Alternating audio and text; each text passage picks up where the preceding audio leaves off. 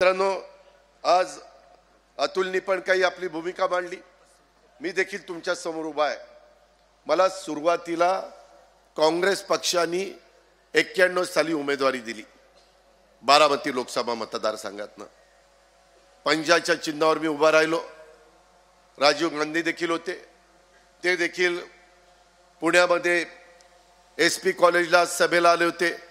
मी, नानासाहेब नवले आणि विठ्ठलराव गाडगीळ आम्ही तिघजण काँग्रेसचे उमेदवार होतो. मी तरुण होतो.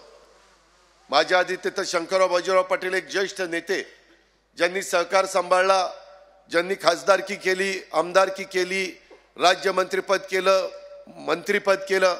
फार सिनियर नेते, तुम्हाला जुन्या लोकांना आठवत असेल. परंतु त्यांना थांबून काँग्रेसने त्यावेळेस मला तिकीट दिलं. शेवटी माझं तिकीट जाहीर झालं. मी निवडून आलो.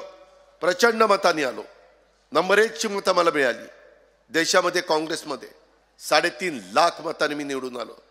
आणि मला पाठीकोरी होती, परंतु मला एक इच्छा होती की आपण समाजाच्या करता काम केलं पाहिजे. पिंपरी चिंचवड त्यावेळेस माझ्या मतदारसंघामध्ये होतं. पिंपरी चिंचवडची जबाबदारी मी उचलली आणि काही कारणानिमित्त राजकीय समीकरणं बदलली. मला 6 महिन्यामध्ये PV नरसिंहरावांनी सांगितलं, पंतप्रधानांनी, अजित तू राजीनामा द्यायचा आणि तू खाली आमदारकीला जायचं. आणि पवार साहेबांना मी खासदारकी म्हणून रक्षा मंत्री म्हणून घेतोय. आणि त्यांनी रक्षा मंत्री घेतलं. शेवटी पक्षाचा आदेश होता, मी तो पाळला. तशा पद्धतीने मी राज्यामध्ये राज्यमंत्री म्हणून आलो. परंतु मी शेतकरी कुटुंबातला, माझ्या बाप दादाची सगळ्यांची शेतीवाडी आहे.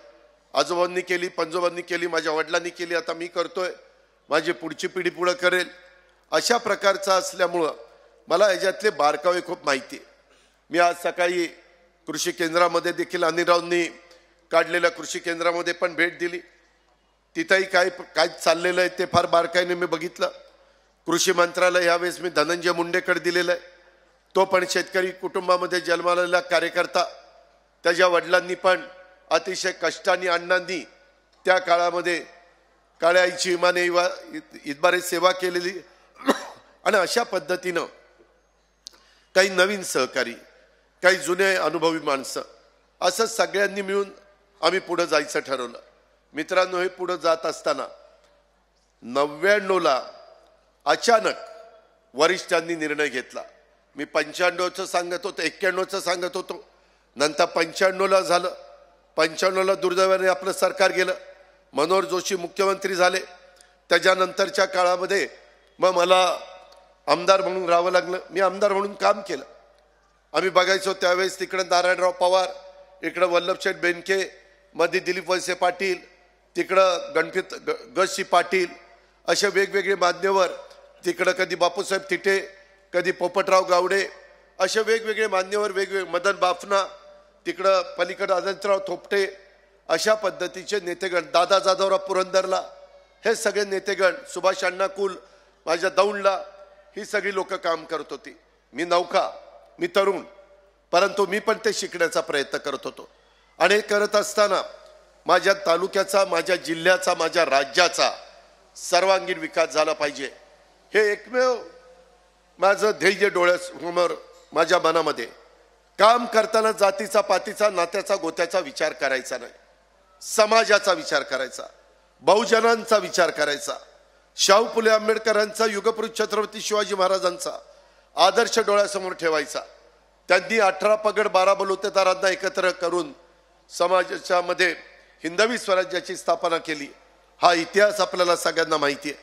आणि त्याच्यातून पुढे जात जात अचानक 99 साली एक अशा प्रकारची परिस्थिती निर्माण झाली की परकीय व्यक्ती आपल्या देशाची पंतप्रधान नसली पाहिजे.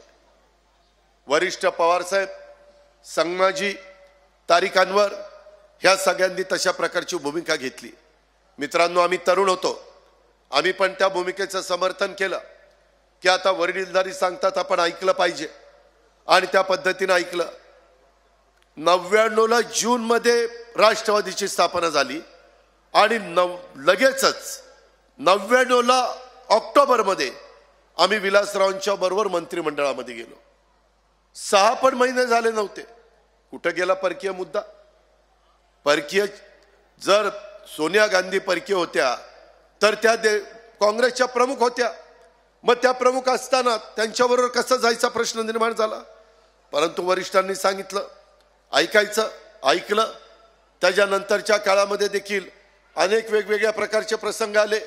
मी, दिलीप वळसे पाटील, जयंत पाटील, आर पाटील, सुनील तटकरे असे सगळी तरुण टीम आम्ही कामं करत होतो. आम्ही कामाला आपापलेली माणसं. आज देखील जुन्नरकरांनो, कोणालाही विचारा, हा अजित पवार तुमच्या समोर बोलतो, सकाळी 6ला कामाला लागतो, 5ला उठतो आणि कुठेही तुम्ही त्या ठिकाणी बघा माझ्या मीटिंग किती लवकर सुरू होतात, माझ्या वेगवेगळ्या प्रकारे जो आढावा बैठका कशा सुरू होतात, ज्याचा उल्लेख मगाशी दिलीपरावांनी केला. करोनामध्ये सगळे घाबरून गेले होते, पण मी एकटा 8:30 वाजता मंत्रालयामध्ये जायचो, मंत्रालय उघडायचो. मंत्रालय बंद झालं तर राज्यात मेसेज काय जाणार आहे? लोकांच्या मध्ये संभ्रमावस्था निर्माण होईल. अधिकारी म्हणतील की मंत्रालयातच कोणी येत नाही, आम्ही का जायचं? आम्ही का? गावचा तलाठी म्हणेल, ग्रामसेवक म्हणेल, तहसीलदार म्हणेल, प्रांत म्हणेल, पोलीस खातं पण म्हणेल की हेच लोक येत नाही तर आम्ही का कष्ट घ्यायचे? त्याच्यामुळं जी ती वेळ येईल त्यावेळेस तशा पद्धतीनं धाडसाने निर्णय घ्यायचे असतात.